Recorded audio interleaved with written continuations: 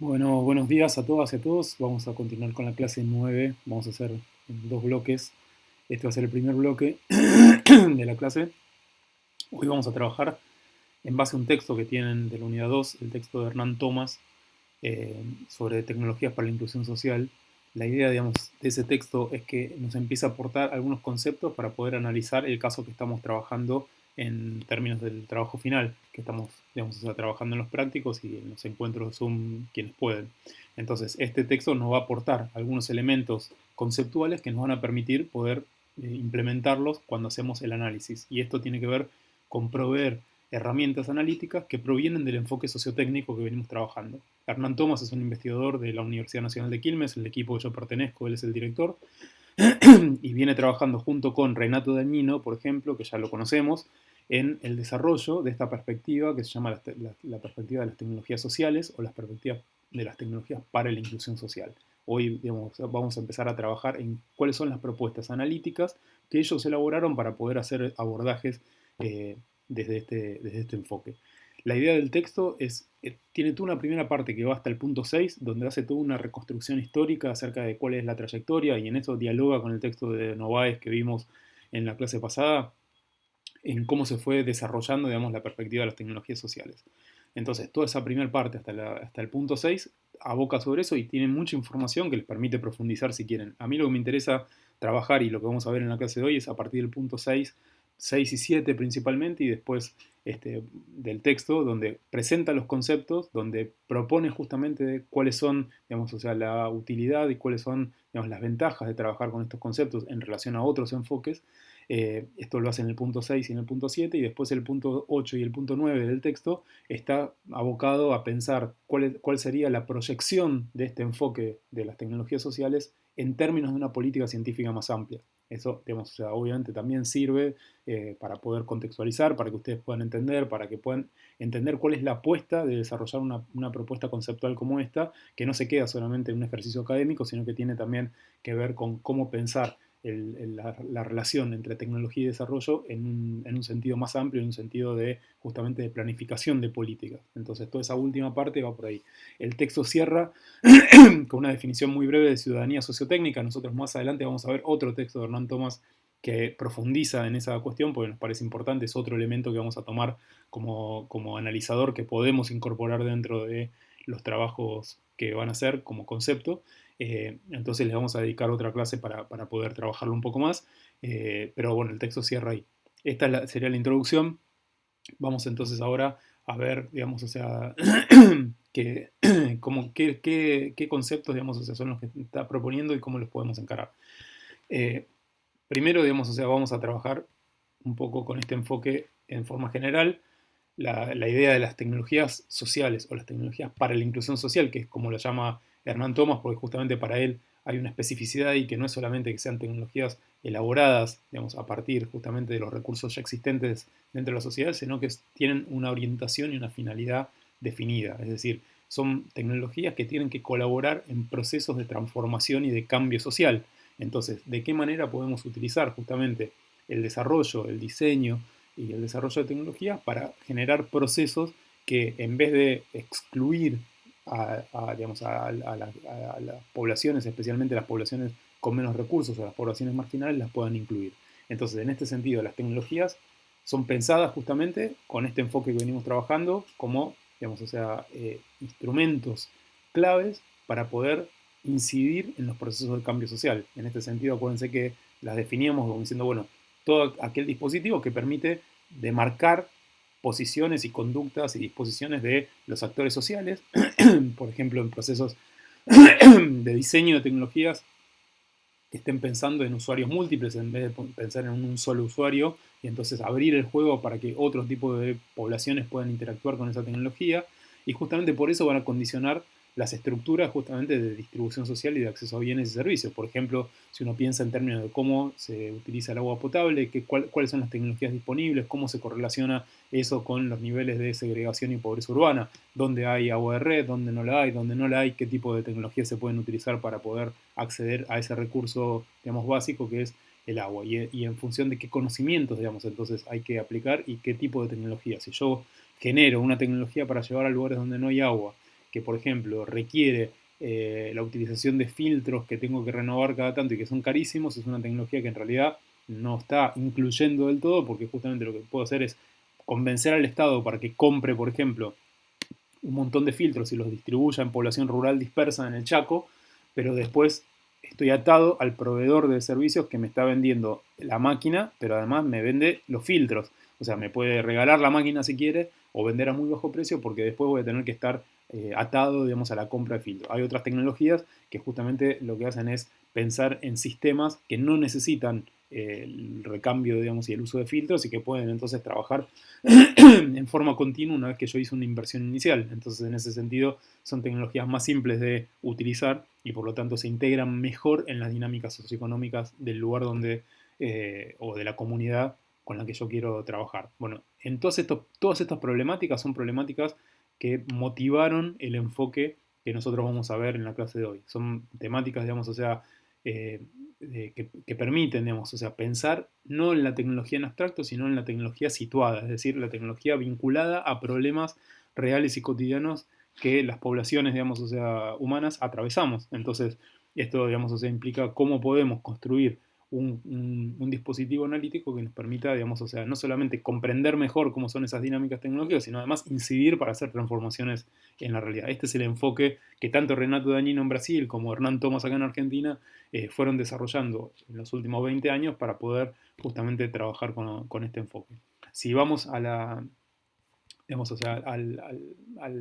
la definición entonces de tecnologías sociales o tecnologías para inclusión social, vamos a decir que son formas de diseñar, desarrollar, implementar y gestionar tecnología que tienen una orientación específica, están orientadas a identificar y resolver problemas, tanto sociales como ambientales, y justamente permitir que se generen dinámicas de trabajo colaborativo entre distintos actores sociales involucrados, y cuando decimos distintos actores sociales involucrados estamos diciendo no expertos solamente. Puede haber expertos, obviamente, puede haber profesionales que estén aportando eso, pero siempre en relación, digamos, construyendo conocimiento en forma colaborativa con las poblaciones de usuarios o las poblaciones afectadas directamente. Entonces, no es una perspectiva tecnocrática, sino que es en contra, digamos, de una perspectiva tecnocrática, es pensar qué recursos existen y cómo valorizar los recursos que existen a nivel del territorio, a nivel de las poblaciones, para poder desarrollar entonces soluciones que sean diseñadas en forma colaborativa. Esto, digamos, es el punto central que queremos marcar en términos de este enfoque, que es el que vamos a trabajar, digamos, o sea, más fuertemente en el curso, ¿no? Es lo que marca nuestra perspectiva. Si pasamos entonces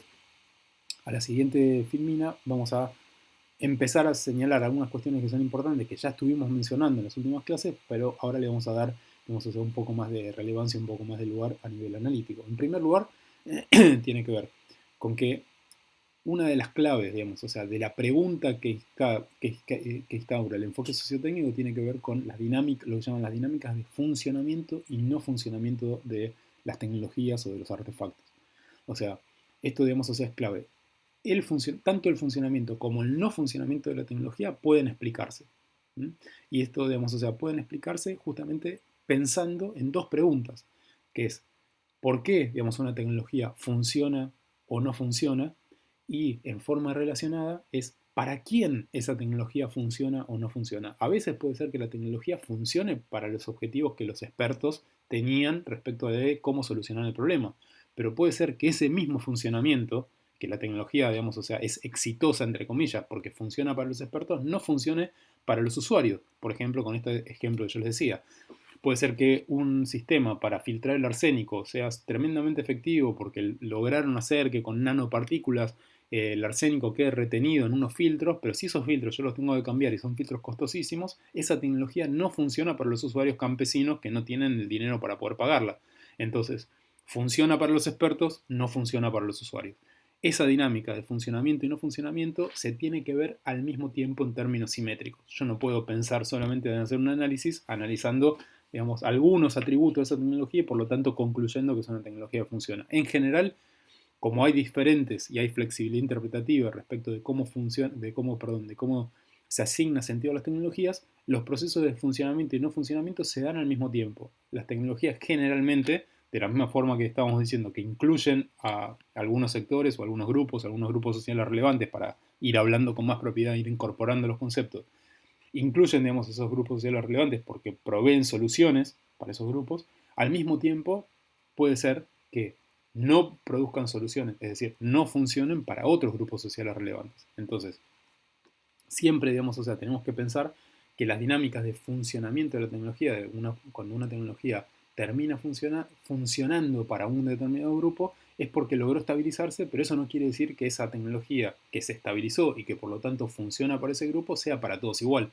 porque hay dinámicas de poder dentro de la sociedad, entonces puede ser que esa tecnología funcione, por ejemplo, para el grupo de expertos que logró vender que la tecnología era la mejor tecnología posible al Estado, y que el Estado decide invertir en esa tecnología y por lo tanto llene, digamos, o sea, el Chaco salteño de filtros para el control del arsénico, pero que después, justamente como no se pueden reponer, porque las poblaciones no pueden pagarlo y porque los estados entonces no quieren invertir más porque ya invirtieron una vez, entonces esa tecnología, esos filtros queden sin funcionamiento como pasó, digamos, en muchas localidades del Chaco salteño. Esto es un ejemplo, digamos, que nosotros analizamos en el equipo, en el cual los filtros quedaron abandonados. O sea, se hizo la inversión, pero quedaron abandonados. La tecnología funcionó para la empresa, digamos, o sea, que vendió digamos, el conocimiento, digamos, inscrito, encarnado en ese filtro, sí. Funcionó para los técnicos de laboratorio que probaron efectivamente que el filtro con esas nanopartículas retenía el arsénico, también. Ahora, no funcionó para, en primer lugar, las poblaciones, que las poblaciones se quedaron sin la posibilidad de poder utilizar y tomar agua segura. Y también no funcionó para el Estado, que invirtió un montón de dinero que después en realidad fue un dinero perdido, porque no pudo justamente continuar, digamos, proveyendo, digamos, o sea, del uso, porque el alto costo de los filtros, porque estaban hechos con materiales caros importados, y entonces el filtro que costaba X en un momento terminó costando mucho más y por lo tanto dejó de ser comprado porque había, digamos, o sea, incluso otras soluciones que era llevar, digamos, agua potable con camiones y rellenar, digamos, o sea, unos cosas, se terminaba saliendo más barato. Entonces, siempre las tecnologías funcionan y no funcionan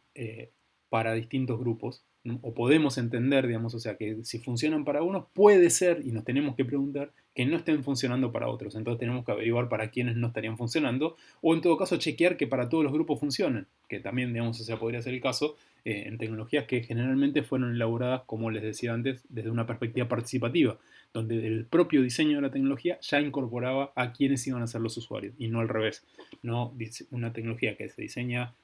digamos, arriba en los profesionales expertos y después se baja a los usuarios y los usuarios no intervienen para nada en cómo esa tecnología fue justamente diseñada. Entonces, la idea justamente es que este enfoque de las tecnologías para la inclusión social nos permite hacer lo que vamos a llamar un desplazamiento de pensar que las tecnologías no funcionan porque hay problemas en el diseño, entonces porque no fueron diseñadas de forma correcta. Digamos, no, las tecnologías fueron diseñadas para que funcionen, pero para que funcionen para un grupo. Entonces, en todo caso, el problema del diseño no es que fueron mal diseñadas, sino que fueron diseñadas con una única perspectiva, sin contemplar otras perspectivas posibles acerca de esa tecnología.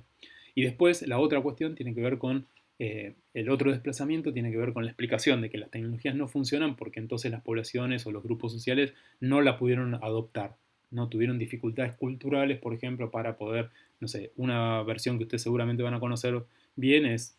ante el primer, digamos, o sea, la primera oleada de llegada de las TICs a la escuela, justamente señalar que entonces había baja adopción porque los docentes no se habían podido adaptar.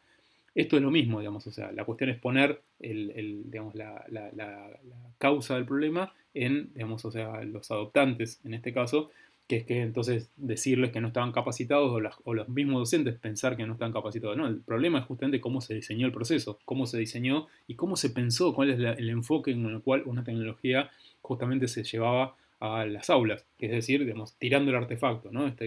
perspectiva determinista que solamente la presencia del artefacto iba a transformar las dinámicas, sin pensar que hay que hacer todo un proceso de adecuación sociotécnica, digamos, de las poblaciones usuarias con ese artefacto y muy probablemente formas de redefinir cómo, digamos, ese artefacto iba a ser en definitiva y cómo se iba a adecuar a las dinámicas que se daban en el propio lugar donde se estaba implementando. Digo, no es lo mismo las escuelas en Argentina que las escuelas en Europa, que las escuelas en Colombia, que las escuelas en Chile, digamos, o sea, hay obviamente características estructurales comunes, pero después hay un montón de características particulares que tienen que ser atendidas cuando uno piensa en un proceso de transferencia de tecnología. Entonces,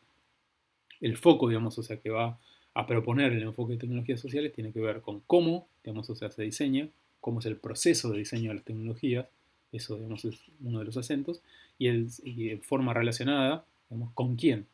Entonces, ¿cómo se diseñan tecnologías y con quiénes? ¿A quiénes se incluye y a quiénes no en ese proceso de diseño? ¿Quiénes participan y cómo participan? ¿Participan porque, digamos, solamente de forma nominal o participan realmente aportando saberes que permiten resignificar esa tecnología? Entonces, eso, digamos, o sea, es lo que vamos a trabajar digamos, o sea, con este enfoque.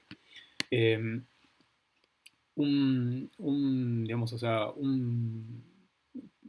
una cuestión recurrente que aparece, digamos, también en el trabajo de Hernán Thomas y que ustedes ya vienen viendo en el trabajo de Enrique Novaes, tiene que ver justamente con cómo se diferencia, digamos, el enfoque de las tecnologías por inclusión social de otros enfoques sobre las tecnologías que son similares y que, digamos, permitieron la elaboración de este nuevo enfoque, digamos, pero justamente presentan limitaciones. Cuando, digamos, o sea, no vamos a ahondar demasiado en esto, pero tiene que ver justamente con qué pasó con los enfoques de las tecnologías apropiadas, las tecnologías BOP de la base de la pirámide, las tecnologías de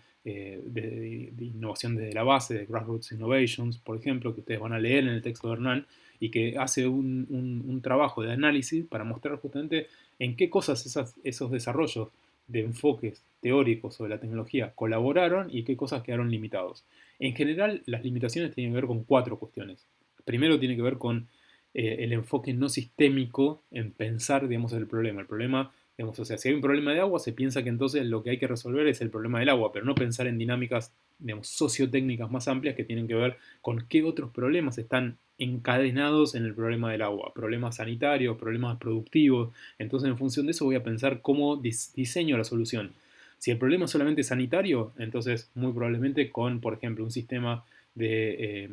purificación de agua determinado me sirva, pero eso me da poco volumen. Yo necesito, digamos, el agua para usos productivos, entonces tengo que pensar en otro tipo de dispositivos que muy probablemente sea más amplio. Y lo mismo, digamos, o sea, cómo pienso en la integración de dinámicas de escala más amplia, cómo pienso que la solución no sea apropiada solamente a nivel de una familia, sino puede ser, digamos, a nivel de una comunidad. Entonces eso también, digamos, o sea, determina cuál es el alcance de la tecnología. Generalmente las tecnologías apropiadas serán intervenciones puntuales pequeñas, de pequeños, digamos, artefactos, para que sean simples, para que puedan ser incorporados en las dinámicas, que eso estaba bueno, en las dinámicas sociales, pero el problema es que justamente el efecto que tenían era un efecto muy limitado, muy puntual. Entonces, lo que sucedía generalmente era que no lograban revertir dinámicas más amplias de cambio social, que son las que permiten justamente que las tecnologías no sirvan para resolver un problemita, digamos solamente, sino que sirvan para empoderar, para incluir verdaderamente en términos socioambientales a las poblaciones. La segunda era que, ¿se acuerdan que habíamos visto que digamos, estas tecnologías apropiadas surgían principalmente digamos, de profesionales que trabajaban en países desarrollados, que tenían lugar de trabajo en países del tercer mundo y que entonces lo que hacían era decir, bueno, acá hay un problema de que no fueron contempladas las necesidades de estas poblaciones pobres, entonces nosotros, digamos, o sea, como profesionales, diseñadores de tecnología, tecnólogos, capacitados, etcétera, vamos a diseñar la tecnología que funcione. Pero en las poblaciones, ni los saberes, ni nada de lo que aparecía ahí era recuperado verdaderamente. Seguían siendo expertos que diseñaban tecnología con mejor onda, con más sintonía con los problemas, pero no dejaban de ser tecnologías que eran diseñadas por expertos, generalmente blancos, europeos, varones, etcétera, que no tenían un montón digamos, en cuenta un montón de dinámicas de las que sucedían en el territorio. Entonces, esto, digamos, lo que generaba era un desaprovechamiento de justamente las capacidades locales, las capacidades de los grupos particulares, de los grupos de mujeres, de los grupos de jóvenes, para justamente intervenir en el proceso de diseño. Entonces, la,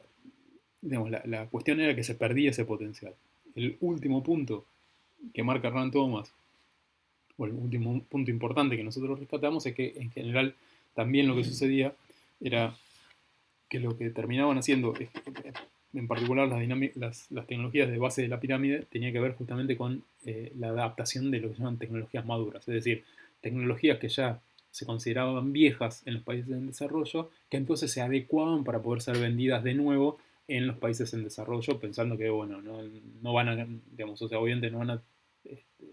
poder pagar la tecnología de punta, entonces lo que podemos hacer es venderle una tecnología que nosotros ya dejamos de usar, que esté, digamos, o sea, adecuada para sus economías y su nivel. Entonces no hay un desarrollo de tecnología nueva, no hay un desarrollo de tecnología está adecuada a las condiciones, sino que lo que hay es justamente un proceso que se llama downscaling, ¿no? Como bajar, digamos, la escala de la tecnología existente para poder entonces hacerla más barata o más accesible y entonces venderla. En contra, digamos, de esto, el enfoque de tecnologías sociales justamente lo que trabaja es siempre parte de problemas puntuales, problemas que identifican, digamos, o sea, las poblaciones, los usuarios, pero desde una perspectiva sistémica. Cómo, digamos, o sea, ese problema de agua se relaciona con otros problemas. Entonces, cómo el diseño de una tecnología tiene que en general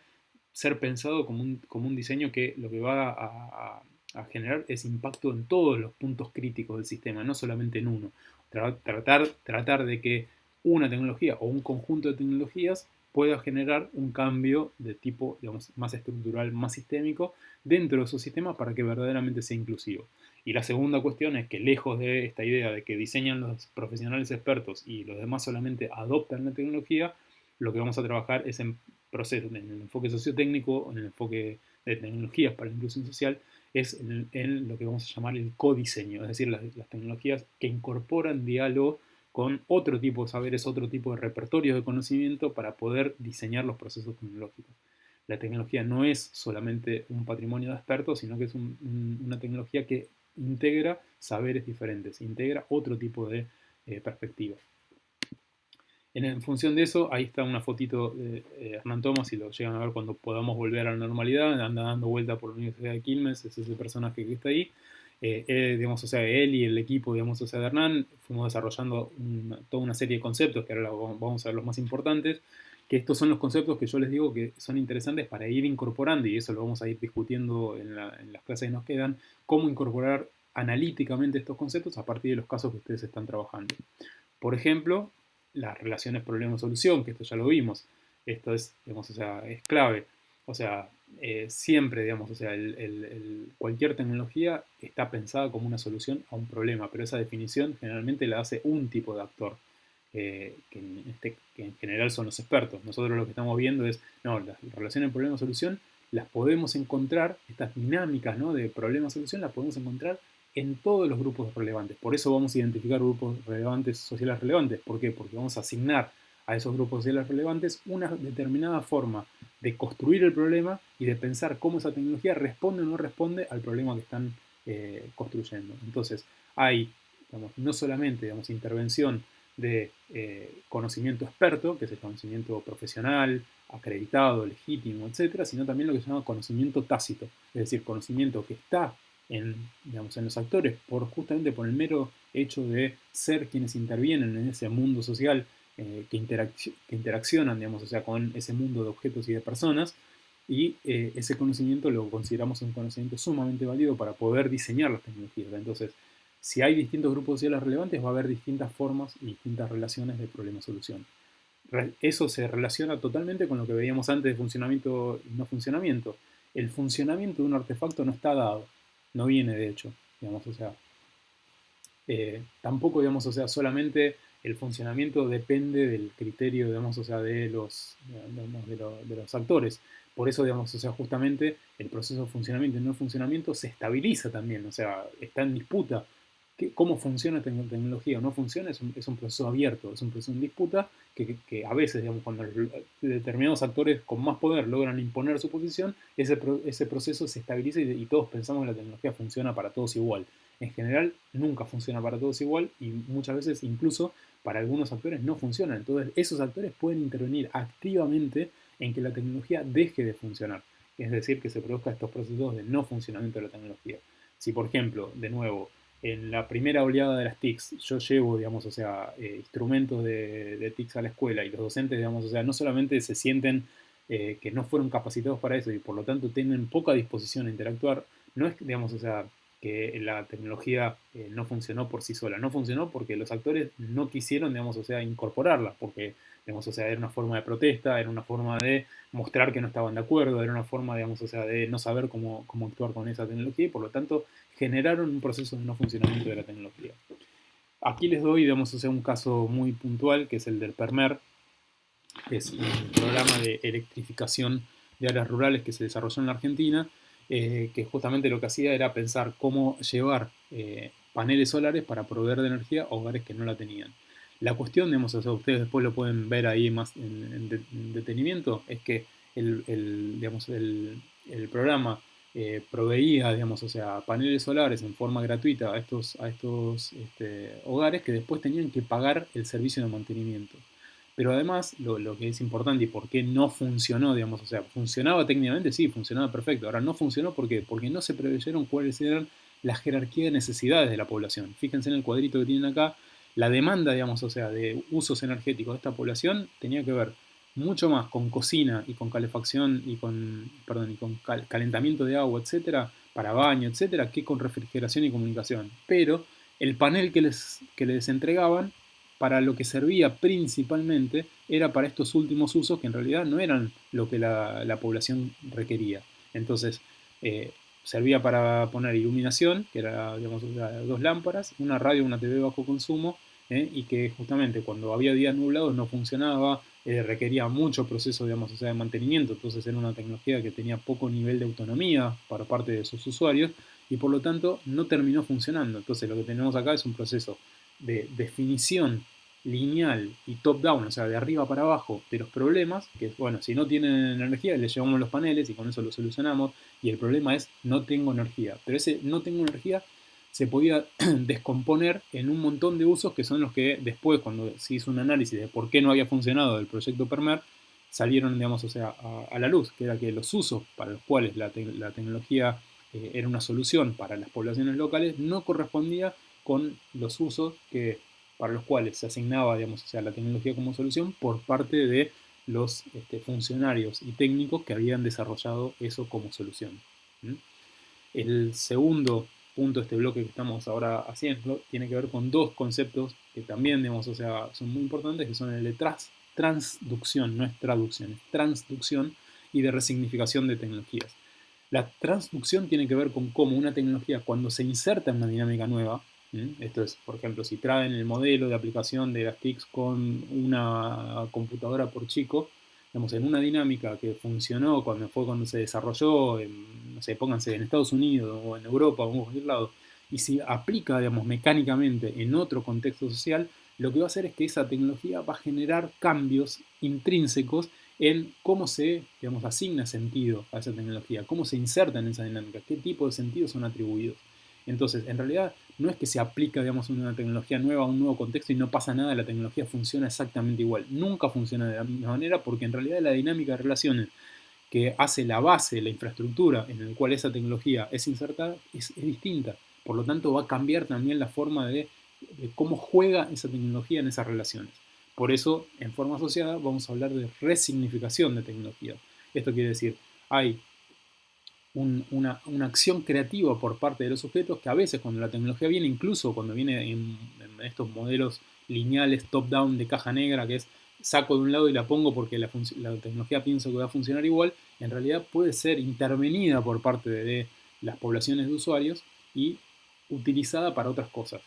Ahí en ese caso les propongo, digamos, pensar en términos de un ejemplo, que era, por ejemplo, digamos, una planta de fabricación de cerveza que tenía la cervecería brasilera Brahma en Venezuela, y cuando fue, digamos, o sea, la planta, digamos, fabricaba cerveza y se destinaba básicamente a exportación y 40% a abastecer el mercado interno, pero básicamente se usaba para exportar la cerveza que se producía ahí a países de la región.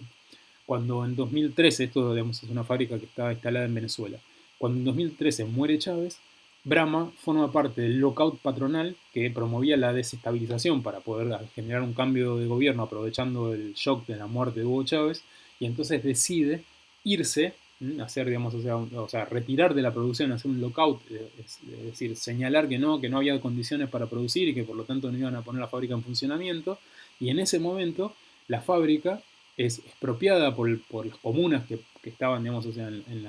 alrededor de la región, y, digamos, se decide, y esto es lo que es interesante, o sea, es una fábrica que está diseñada toda íntegramente para fabricar cerveza. Ahora, a través del proceso de expropiación y de resignificación de la tecnología, las comunas, digamos, si fueran las intendencias, digamos, o sea, de las poblaciones que estaban alrededor de esta fábrica, deciden utilizarla para otros usos. Dicen, no la vamos a expropiar para seguir fabricando cerveza, porque en realidad lo que necesitamos no es cerveza, necesitamos alimento balanceado para poder generar procesos de cría de animales, que en realidad es lo que necesitamos más proteínas animales para las poblaciones que no tienen recursos y necesitamos ser autosuficientes en la producción de alimentos. Entonces lo que utilizan es hacen una reconversión de los procesos tecnológicos que estaban instalados dentro de esa fábrica destinada a producir cerveza para producir alimento balanceado, para producir otro tipo, digamos, o sea, de dinámicas sociotécnicas que están asociadas a esa tecnología. Entonces, la tecnología y su funcionamiento no están definidos para siempre, no están estabilizados para siempre, sino que pueden ser intervenidos y pueden ser resignificados. En ese sentido, este tipo de ejemplos nos permite mostrar cómo incluso infraestructura dura, infraestructura industrial, que digamos, o sea, cualquiera pensaría que no se podría hacer otra cosa, en realidad puede servir para, o puede dar pie para fabricar muchas otras cosas y que cuando las poblaciones de usuarios, de las poblaciones, digamos, que necesitan, digamos, de satisfacer sus necesidades y sus demandas, son invitadas a participar en el proceso de diseño, puede ser que la tecnología termine, digamos, funcionando de una manera muy diferente a la que fue originalmente creada. Con esto terminamos el primer bloque, nos vemos en un segundo, en el segundo bloque para terminar la clase.